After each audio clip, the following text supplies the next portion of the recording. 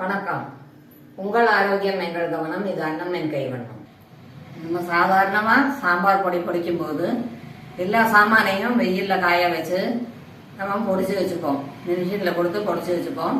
அது ரொம்ப நாளைக்கு வரும், டியூரபிலிட்டி இருக்கும். ஆனால் சில பேருக்கு நம்ம அரோமா இருக்கணும், ஃப்ரெஷ்ஷாக தான் நான் சாம்பார் பொடி பொடிச்சு பண்ணுவேன் அப்பப்போ அப்படிங்கிறவாளுக்கும் ஒரு மெத்தட் இருக்குது. இதுக்கு வெயிலில் எதுவும் காய வைக்க தேவையில்லை. எப்படி பண்ணுறதுங்கிறத இப்போ டெமான்ஸ்ட்ரேட் பண்ணுறேன், பாருங்கள்.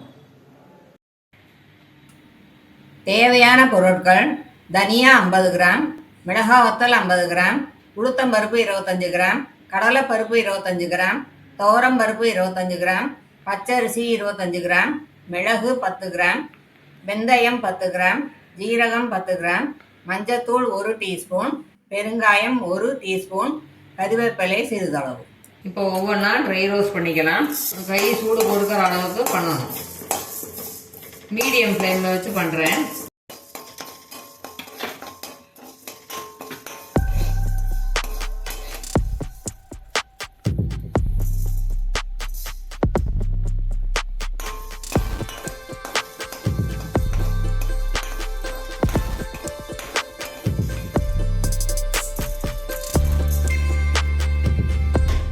இதை ஒரு பாத்திரத்தில் ட்ரான்ஸ்ஃபர் பண்ணிக்கலாம்.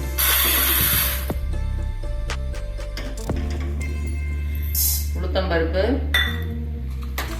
மிளகாய் வத்தல், கருவேப்பிலை மூணையும் ஒன்றா போட்டு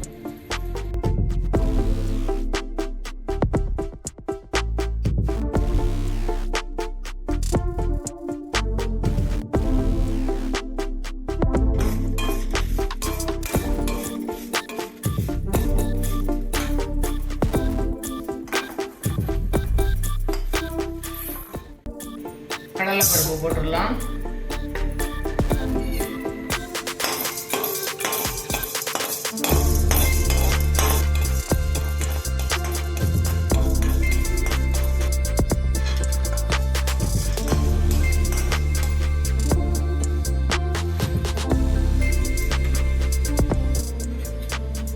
துவரம்பருப்பு,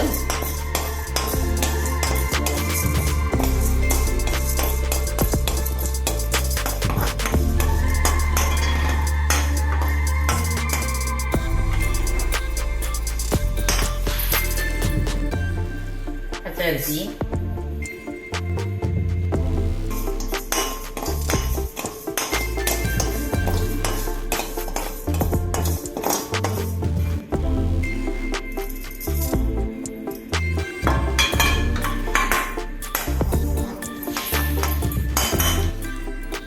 மிளகு,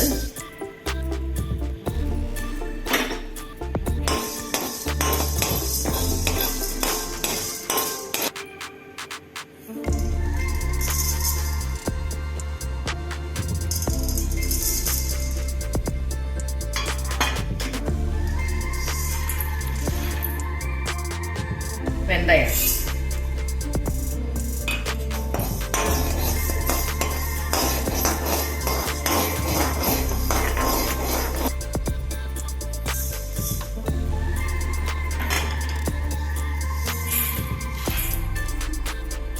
ஜீரகம். ஜீரகத்தை போட்டு அடுப்பை ஆஃப் பண்ணிடலாம். சீக்கிரமாக சூடாயிடும். அதுக்காக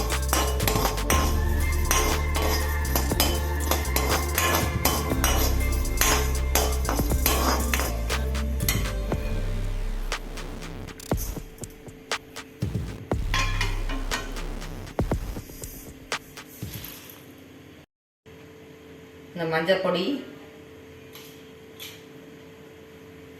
பெருங்காயம்,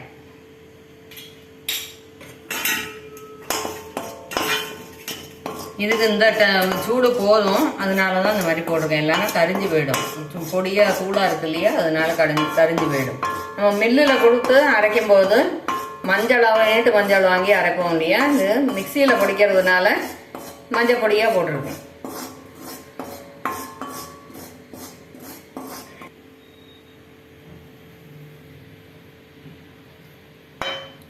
ஆற வச்சு மிக்சியில் நைஸாக பொடிச்சு வச்சுக்கணும். மிக்சியில் பொடிச்சு பாட்டிலில் போட்டு வச்சுருக்கேன்.